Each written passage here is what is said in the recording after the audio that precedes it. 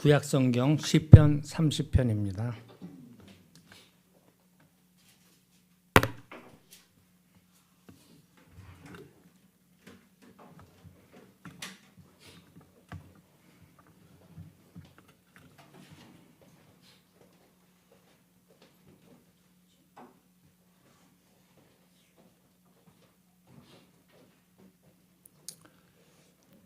찾으셨으면 한 절씩 교독하겠습니다.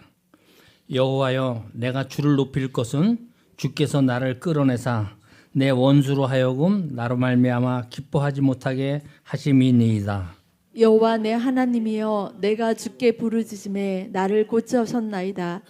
여호와여, 주께서 내 영혼을 스올에서 끌어내어 나를 살리사 무덤으로 내려가지 아니하게 하셨나이다. 주의 성도들아, 여호와를 찬송하며 그의 거룩함을 기억하며 감사하라. 그의 노염은 잠깐이요 그의 은총은 평생이로다. 저녁에는 울음이 깃들일지라도 아침에는 기쁨이 오리로다. 내가 형통할 때에 말하기를 영원히 흔들리지 아니하리라 하였도다. 여호와여, 주의 은혜로 나를 산같이 굳게 세우셨더니 주의 얼굴을 가리심에 내가 근심하였나이다.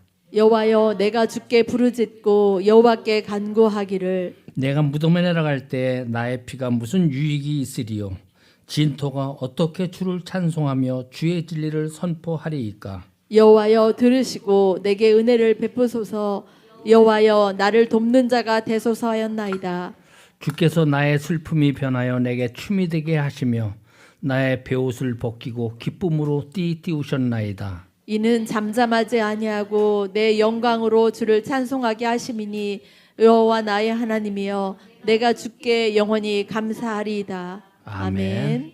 오늘 함께 나눌 말씀은 그의 노염은 잠깐이요 그의 은총은 평생이로다라는 제목으로 함께 은혜를 나누도록 하겠습니다. 기도하겠습니다. 여호와 하나님, 주님의 은혜를 감사합니다. 저희들을 변함없이 사랑하셔서 주님의 몸된 교회로 저희를 불러주시고 아버지, 우리가 머리 숙여 하나님을 경배하게 하시며 마음으로 아버지 온 마음을 다하여 주님을 찬송하게 하시니 감사합니다. 이 시간 주시는 말씀을 통하여 우리의 영혼을 새롭게 하여 주시고 말씀대로 살아가는 우리 말씀교회 모든 성도들 되도록 인도해 주시옵소서. 감사드리며 예수님 이름으로 기도 올려옵나이다. 아멘. 오늘 우리가 함께 시편 30편 말씀을 읽었습니다. 시편 30편 말씀의 제목은 다윗의 시, 곧 성전 낙성가라고 이렇게 붙어 있습니다. 성전 낙성가라고 붙어 있는 것을 보면은 성전을 다 만들고 낙성식을 할 때 부른 노래 같은데, 다윗은 성전을 세운 적이 있을까요? 없을까요? 없어요. 그렇습니다. 다윗은 성전을 세운 적이 없는데, 아니 어떻게 다윗이 시가 성전 낙성가라고 이름이 붙었을까? 이렇게 생각할 수 있습니다. 사실 다윗은 성전을 건축할 마음은 아주 충만하게 있었습니다. 그런데 하나님이 허락하지 않았죠. 그래서 성전 낙성식을 해보질 않았는데 왜 이것을 성전 낙성식으로 했을까? 이것은 다윗의 이 시를 가지고 후대 사람들이 성전 낙성식 때 사용한 것 같습니다.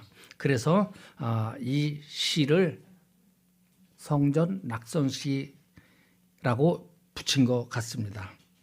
그러면 다윗은 이 시를 언제 썼을까요? 이 시를 쓰게 된 다윗의 인생에서 그 배경이 되는 역사적인 사실은 무엇일까 하는 것을 성경에서 찾는다고 하면은 많은 학자들은 사무엘하 24장이 가장 가능성이 있다 이렇게 이야기를 합니다.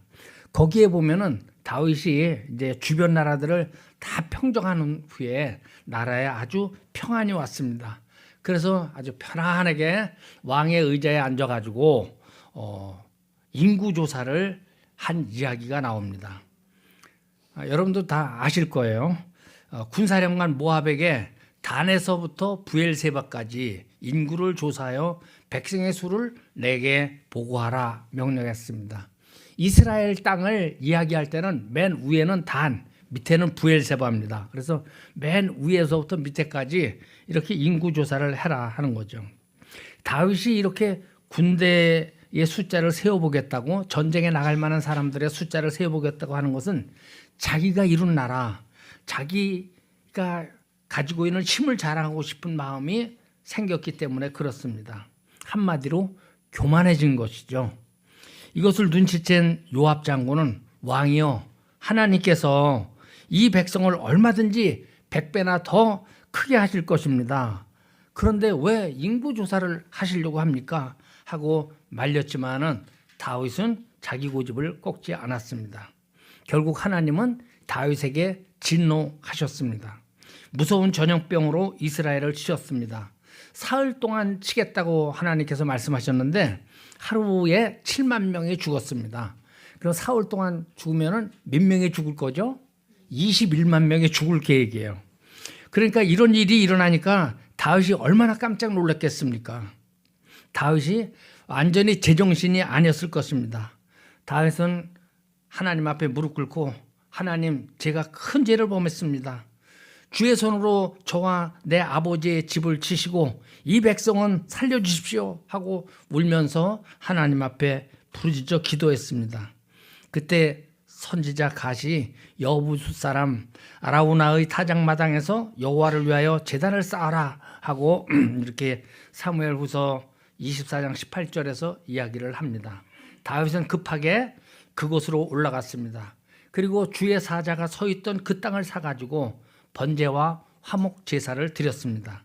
그러자 하나님께서는 그 땅을 위한 기도를 들으셨고, 그리고 재앙도 그치게 되었습니다.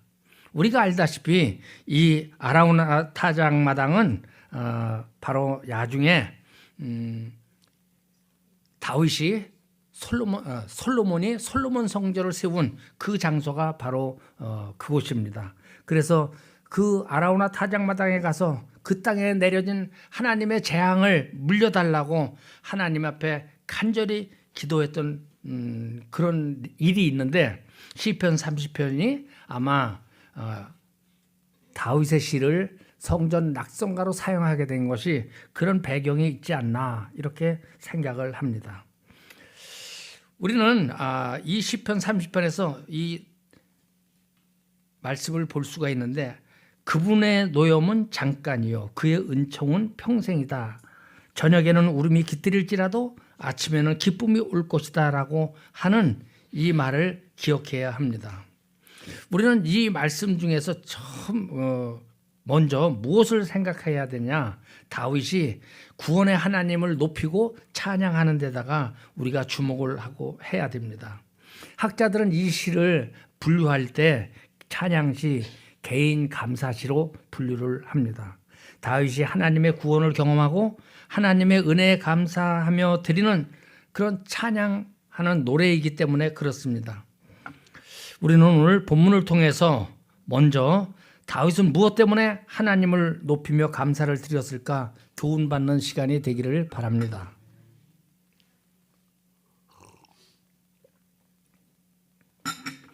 먼저 본문 1절부터 3절을 보면은, 여호와여, 내가 주를 높일 것은 주께서 나를 끌어내사 내 원수로 하여금 나로 말미암아 기뻐하지 못하게 하심이니이다. 여호와 내 하나님이여, 내가 주께 부르짖음에 나를 고치셨나이다. 여호와여, 주께서 내 영혼을 스올에서 끌어내어 나를 살리사 무덤으로 내려가지 아니하게 하셨나이다 라고 기도합니다. 다윗의 생명을 노리는 원수들에게서 둘러싸여 있습니다. 그를 죽음의 문턱까지 몰고 간 질병으로 고통당하고 있습니다. 그런 상황에서 다윗이 하나님에게 부르짖어 기도하니까 하나님은 그의 질병을 고쳐주셨습니다. 그리고 3절에 보니까 스올에서 끌어내어 살리셨고 원수들이 기뻐하지 못하도록 지켜주셨습니다. 한마디로 다윗은 구원의 하나님을 경험한 것입니다. 특히 1절에서 보면은 끌어내사라고 하는 단어가 나옵니다. 끌어내사. 히브리어로 딜리탄이라고 하는데, 이 끌어내사라고 하는 말의 원뜻은 뭐냐 하면은 우물에서 두레박으로 물을 퍼 올리는 그런 식으로 끌어당겼다 하는 것이죠. 그런 것을 뜻하는 거예요. 깊은 우물에서 두레박이로 물을 끌어내듯이 그 깊은 우물 속에 갇혀 있는 죽음에 둘러싸여 있는 질병에 걸려 있는 적군에게 원수들에게 포위되어 있는 다윗을 그 죽음의 공포로부터 끌어올리셨다. 이렇게 다윗은 이야기하고 있는 것입니다. 이스라엘을 애굽의 압제에서 끌어내신 것처럼 하나님은 다윗을 끌어내서 구원하신 것입니다. 다윗만 하나님이 끌어내셨습니까? 저와 여러분도 그렇게 끌어내셨습니다. 우리 하나님은 우리를 죽음에서 끌어내어 주신 구원의 하나님이십니다. 힘든 상황과 질병의 고통 속에서 건져내시는 하나님, 우리를 끌어내어 고치시고 살려주시는 구원의 하나님을 경험하는 우리 모두가 되기를 축복합니다. 여러분, 하나님은 우리를 끌어내시는 구원의 하나님입니다. 절망적인 상황에서 우리를 끌어내시는 하나님이고요. 그래서 우리를 자녀로 삼아 주셨습니다. 질병의 고통에서도 끌어내어서 치료하시고 온갖 저주와 그 운명에서 끌어내어서 구원하시는 하나님이십니다. 그러므로 구원받은 우리가 할 일은 한 가지밖에 없습니다. 바로 그 여호와를 찬양하며 그의 거룩함을 기억하고 감사하는 것입니다. 두 번째, 우리는 이 시에서 다윗이 왜 위기를 당했는가를 살펴보아야 합니다. 여러분, 왜 다윗은 원수의 위협과 질병의 고통을 당해야 했습니까? 본문 6절을 한번 찾아서 읽어주시기 바랍니다. 내가 형통할 때에 말하기를 영원히 흔들리지 아니하리라 하였도다. 아멘. 아멘. 여기에 보니까 다윗이 형통하게 되었을 때, 다시 말해서 왕이 되고 주변 나라들을 다 정복해서 나라가 평온해졌습니다. 든든해졌습니다. 그럴 때 내가 형통할 때 말하기를 영원히 흔들리지 아니하리로다, 이렇게 말했다는 거예요. 나는 이제 영원히 흔들리지 않을 것이다. 여러분, 이런 말을 하는 것은 아주 안 좋은 징조입니다. 왜 안 좋습니까? 하나님이 빠졌습니다. 사실 다윗이 왕이 된 게 누구의 은혜입니까? 자기가 잘나서입니까? 자기 아버지로부터도 인정을 못 받던 다윗입니다. 그랬던 다윗이 왕이 됐습니다. 주변 나라들을 정복하고 큰 나라를 이룬 것도 다 하나님의 은혜가 아니겠습니까? 그런데 다윗은 하나님의 은혜라는 말을 쏙 버리고 나는 영원히 흔들리지 아니하리다 라고 오늘 6절에서 말하고 있는 것입니다. 마치 자기의 힘으로 큰 나라를 이루고 자기의 능력으로 이스라엘 나라를 아주 든든하게 세운 것처럼 말하고 있습니다. 여러분, 이 말이 얼마나 교만한 말인지 아셔야 됩니다. 우리는 흔히 고난과 어려움이 닥쳐왔을 때가 위기라고 생각하기 쉽습니다. 그러나 절대로 그렇지 않습니다. 지나온 성경의 역사를 보면은 또 우리 주변에서 많은 신앙인들의 그 삶을 보면은 또 여러분 스스로 자기 자신을 살펴봐도 오히려 그럴 것입니다. 성공의 자리에 오르고 평안해지면은 무너지기 십상입니다. 실제 그런 사람들이 훨씬 더 많습니다. 오늘날 로또 맞았다라는 이야기를 우리가 쓰죠. 로또 맞은 사람 중에서 불행해진 사람이 많다고 말합니까? 행복해진 사람이 많다고 말합니까? 불행해진 사람이 훨씬 더 많습니다. 행복해진 사람은 아주 얼마 없어요. 전부 다 최소한도 가정 파탄은 납니다. 그리고 아주 그냥 노숙자 신세로다가 전락해 버려요. 그런 사람들 엄청나게 많습니다. 배불러지니까 망하는 거예요. 성공하고 잘 나가게 되면은 그 행복이나 그 번영이 영원히 지속될 것으로 착각을 합니다. 자기 사업은 영원히 멸망하지 않을 것이라고, 자신에게는 불행이 절대로 찾아오지 않을 거라고 생각하고, 내가 세운 이 튼튼한 성은 절대 무너지지 않을 것이라고 생각하면서 자만하는 사람들이 많이 있습니다. 다윗도 그랬습니다. 그에게 위기가 찾아온 것은 바로 다윗의 그 교만함 때문에 그렇습니다. 하나님의 은혜를 잃어버리고 내가 해냈어, 내 힘이 대단하잖아, 이제 내 왕국은 영원히 흔들리지 않을 거야 라고 말한 것이 그가 흔들리기 시작한 것입니다. 사실 사울 왕의 박해보다 블레셋의 공격보다 더 무서운 것은 다윗의 마음에 슬그머니 들어온 자기 자랑, 자기 교만한 마음, 그것이었습니다. 우리는 이 교만함을 갖지 않도록 늘 겸손하기 위해서 기도에 힘써야 됩니다. 그렇게 하는 저와 여러분들이 되기를 바랍니다. 7절을 보면은 하나님을 무시하고 하나님의 영광을 가로채는 바로 그 순간 하나님은 그 얼굴을 가리고 은혜를 거두어가고 말았습니다. 7절 말씀을 같이 읽어보겠습니다. 7절입니다. 시작. 여호와여 주의 은혜로 나를 산같이 굳게 세우셨더니 주의 얼굴을 가리심에 내가 근심하였나이다. 아멘. 아멘. 그 새번역이라는 번역본이 있어요. 새번역이라는 번역본을 읽어보니까 태산보다 더 든든하게 은총으로 나를 지키시던 하나님께서 나를 외면하시자마자 나는 그만 두려움에 사로잡히고 말았습니다. 이렇게 번역을 했어요. 여러분, 하나님이 어떤 분입니까? 다윗을 산같이 세우시는 분이 하나님입니다. 저와 여러분을 산같이 세워주시는 분이 하나님입니다. 지금까지 다윗을 함께하면서 지켜주신, 그를 산같이 지켜주신 하나님이 사울왕의 칼이 다윗을 해치지 못하도록 지켜주셨습니다. 주변 나라들과의 전쟁에서 하나님께서 지켜주셔서 승리하게 하셨습니다. 그런데 다윗이 이제 내 왕국은 흔들리지 않아 라고 교만해지자 하나님은 그 얼굴을 가리시고 그를 외면하셨던 것입니다. 그 순간 다윗에게는 두려움이 엄습하고 말았습니다. 하나님께서 질병으로 백성들을 치기 시작하자 그때 자신도 곧 죽을 것이라고 생각했던 것 같습니다. 전염병으로 죽어가는 그 백성들이 바로 자기 자신인 것 같았습니다. 그 결과 다윗은 하나님의 징계를 당하는 순간에 비로소 죄가 얼마나 큰지를, 죄가 얼마나 무서운지를 새삼 깨달았습니다.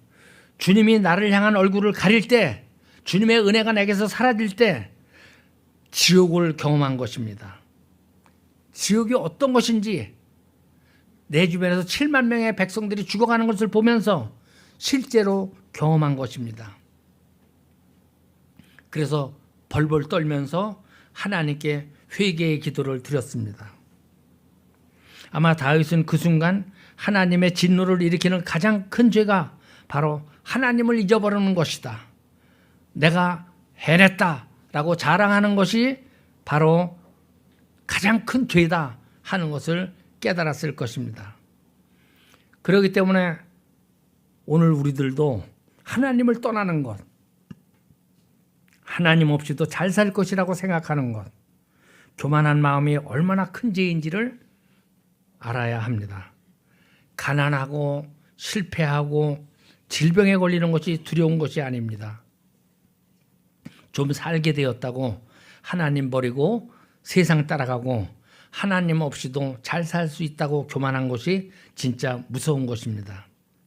어느 목사님 그 이야기에 나오는 내용인데요. 주일학교 아이들이 야외 예배를 갔습니다. 하루 종일 신나게 놀았습니다. 저녁에 이제 끝내면서 전도사님이 아이들을 모아놓고 마무리를 하면서 한 아이에게 대표 기도를 시켰습니다. 이 아이가 이렇게 기도했다고 합니다. 하나님, 예수님, 너무너무 즐거운 시간 보냈어요. 감사합니다.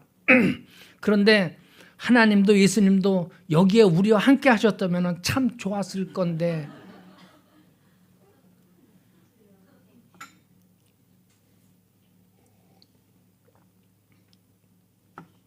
솔직한 고백일 수도 있을 거예요. 뭐 귀엽고 그렇게 볼 수도 있습니다. 그런데 이것이 오늘날 우리 믿음의 실상이라는 것을 인정해야 합니다. 예수님 빼놓고 하나님 없이 우리끼리 즐거운 시간을 가지고 살아가고 있습니다. 저부터도 그럴 때가 많이 있습니다. 아주 좋은 데 가면은요, 도착과 동시에 또 가면서부터 하나님이 떠올라야 되는데 한참 보다가 너무 좋으니까 그때서야 하나님이 떠오르는 거예요.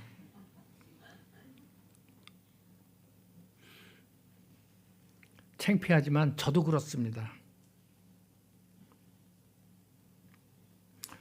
그런데 심지어는 하나님 일을 하면서도 하나님 제껴놓고 하나님 없이 우리끼리 할 수 있다고, 이 정도는 우리가 할 수 있어 라고 한다면은 정말 하나님의 마음을 아프게 하는 것입니다.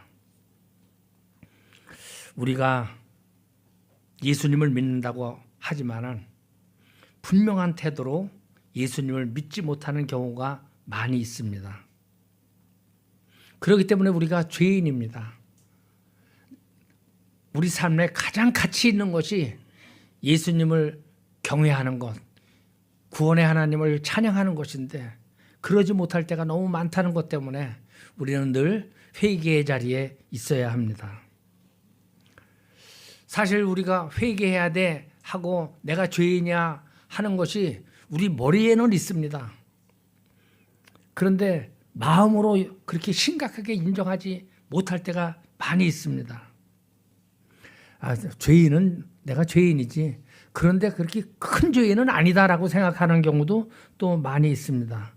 그러다 보니까 죄 무서운 줄 모르고 죄 사함의 은혜에 감격하는 마음도 부족합니다. 영적으로 보면은 큰 문제입니다. 우리 모두는 죄가 얼마나 무서운 것인지, 그리고 죄의 대가가 심판이라고 하는 것, 영원한 지옥으로 간다는 것을 분명히 알아야 되고 마음으로 느껴야 됩니다.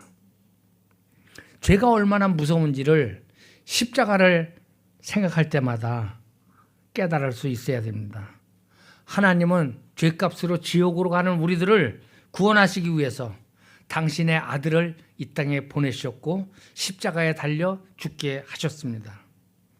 하나님이 자기 아들을 대신 죽여야 할 정도로 우리의 죄가 심각하다는 것입니다. 그렇기 때문에 우리에게 가장 큰 은혜는 죄사함의 은혜입니다. 우리에게 가장 큰 행복은 돈과 명예와 성공이 아니라 의롭다함을 받는 것입니다. 오늘 우리가 분명히 알아야 될 진리입니다. 오늘 본문에서 세 번째로 알아야 되는 것은 그의 노여움은 잠깐이지만 그의 은총은 평생이라는 것을 알아야 됩니다. 오늘 말씀의 제목이기도 한데요. 5절에 보니까 그의 노여움은 잠깐이요 그의 은총은 평생이로다.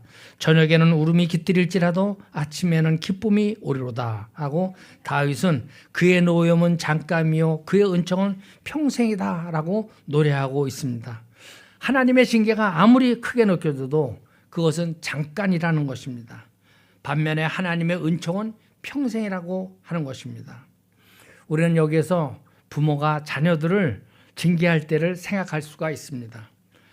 부모로부터 매를 맞을 때 아이들은 참 죽을 것처럼 서럽게 옵니다.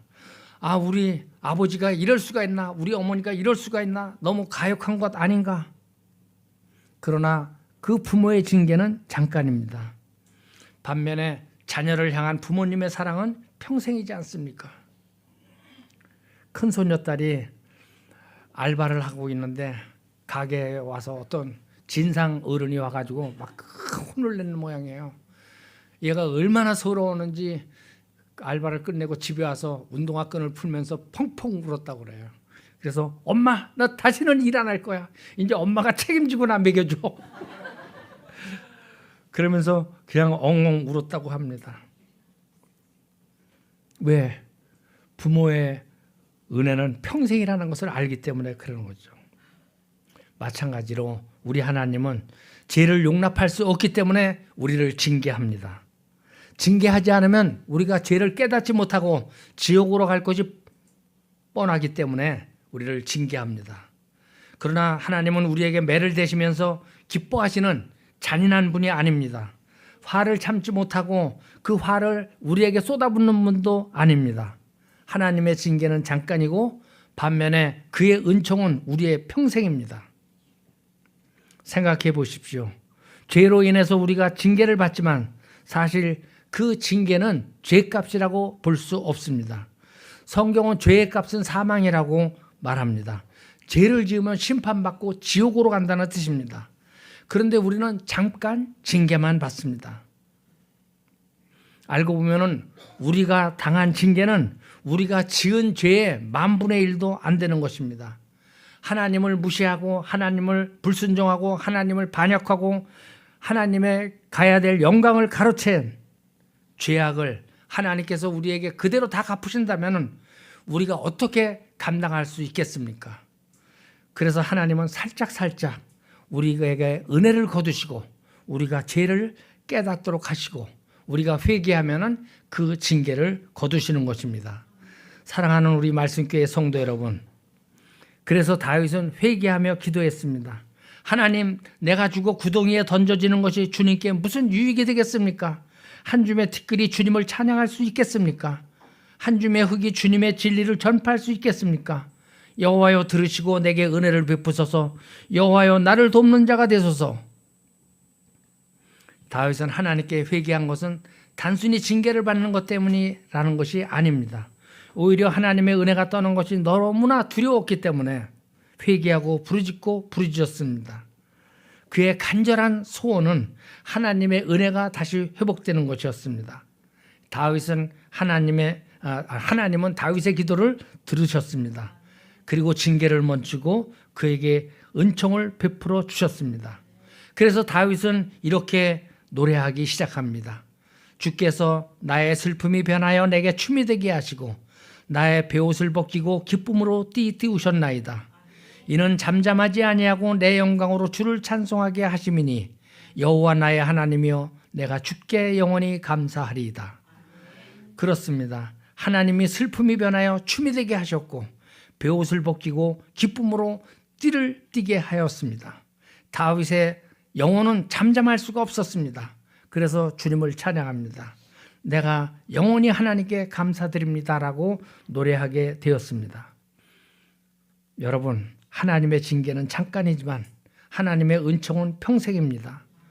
저녁에 울면서 잠든다 할지라도 우리 하나님은 아침에 기쁨으로 일어나게 하십니다. 그러므로 여러분, 어떤 환경 때문에 슬퍼하거나 절망하지 마십시오. 깊은 절망의 수렁에 빠졌다 할지라도 끌어올리시는 분이 우리 하나님이십니다. 우리 하나님은 끌어올리시는 것뿐만이 아니라 든든히 세워주십니다. 슬픔의 베옷을 벗겨서 기쁨의 새 옷으로 갈아입혀서 춤추게 만들어주시는 분이 우리의 하나님입니다. 이런 하나님을 믿고 의지하는 저와 여러분들이 되기를 축복합니다.